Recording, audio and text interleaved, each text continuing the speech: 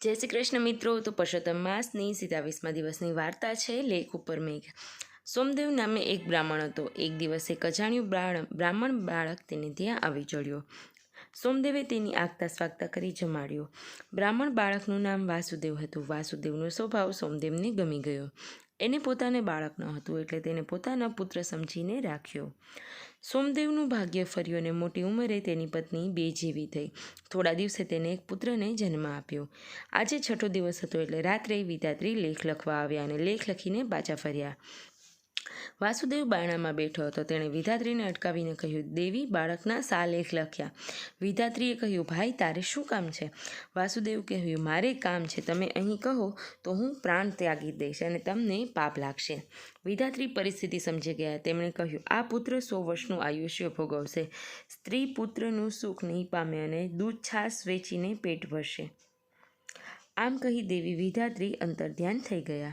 ભલો ભોળો વાસુદેવ ચિંતામાં ડૂબ્યો, પણ તે શું કરી શકે? તેનું કૃણ હૃદય અંદરથી કોરાવા લાગ્યું। 2-3 વર્ષ વીત્યા અને ફરીથી સોમદેવના પત્નીને પુત્રી અવતરી। 6 દિવસ પૂરા થયા। વિધાત્રી દેવી છઠ્ઠીના લેખ લખવા આવ્યા। લેખ લખીને વિધાત્રી બહાર નીકળ્યા તો બારણામાં વાસુદેવ બેઠેલા। વાસુદેવે પૂછ્યું, દેવી, આ વેળા પુત્રીના ભાગ્યમાં શું લખ્યું? આ પુત્રી 100 વર્ષનું આયુષ્ય ભોગવશે, પણ વેશ્યા જીવન ગાળીને પેટ ભરશે। આટલું કહી વિધાત્રી ચાલ્યા ગયા। વેશ્યા જીવન શબ્દ સાંભળતા તો જાણે વાસુદેવના માથે વીજળી પડી। તેના હૃદયમાં સખ્ત આઘાત લાગ્યો। થોડા સમય વીતી ગયા। સોમદેવ તથા તેના પત્ની ગુજરી ગયા। ધીમે ધીમે ઘરની દશા વળતી થવા લાગી। વાસુદેવ સમય વિચારી ત્યાંથી ચાલ્યો ગયો। ભાઈ બહેન બંને અવદશામાં આવી પડ્યા।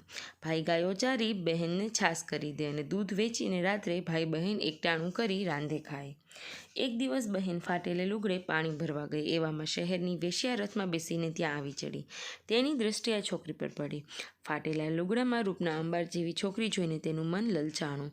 તેને છોકરી પાસે પાણી માંગ્યું। છોકરી ઘડો ભરીને પાણી પાવા ગઈ ત્યાં વેશ્યાએ લાલચ આપી, રથમાં બેસાડી દીધી અને રથને હંકારી મૂક્યો। ભાઈ રાતે ઘરે આવ્યો અને બહેનના સમાચાર સાંભળી તે પોક મૂકીને રડવા લાગ્યો। એકલો અટુલો ભાઈ રડીને થાકી ગયો, લોથપોથ થઈને ઊંઘી ગયો। થોડા સમય પછી વાસુદેવ ફરતો ફરતો અહીં આવી પહોંચ્યો। તેણે કહ્યું, ભાઈ, તારું દુઃખ મારાથી સહન ન થયું એટલે હું ચાલ્યો ગયો હતો। હવે જો પુરુષોત્તમ માસ આવ્યો, તું વ્રત કર। પ્રભુ સૌ સારાવાના કરશે અને જે તારી પાસે હોય તે બધું દાનમાં આપી દે। બ્રાહ્મણના પુત્રે વાસુદેવના કહ્યા પ્રમાણે કર્યું। તેની પાસે 5 ગાયો હતી અને 1 રૂપિયો હતો તે દાનમાં આપી દીધું। બીજા દિવસે વિધાત્રી દાનથી 10 ગણું એટલે કે 10 રૂપિયા અને 50 ગાયો લઈને આવ્યા અને તેને કહ્યું, તારા બાપે આ થાપણ મારી પાસે મૂકી હતી તે લઈ લે।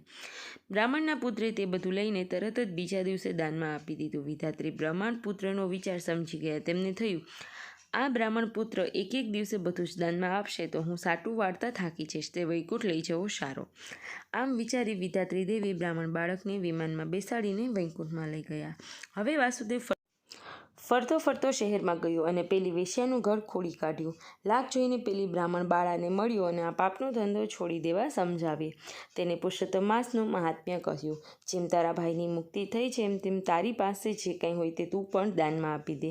બ્રાહ્મણ બાળા વાસુદેવને પોતાનો ભાઈ સમજતી હતી, તેથી તેને કહ્યા પ્રમાણે 100 રૂપિયા હતા તે દાનમાં આપી દીધા। બીજા દિવસે વિધાત્રી પુરુષનો વેશ લઈ 10 ગણા રૂપિયા એટલે કે 1000 રૂપિયા લઈને બ્રાહ્મણ બાળા પાસે ગયા।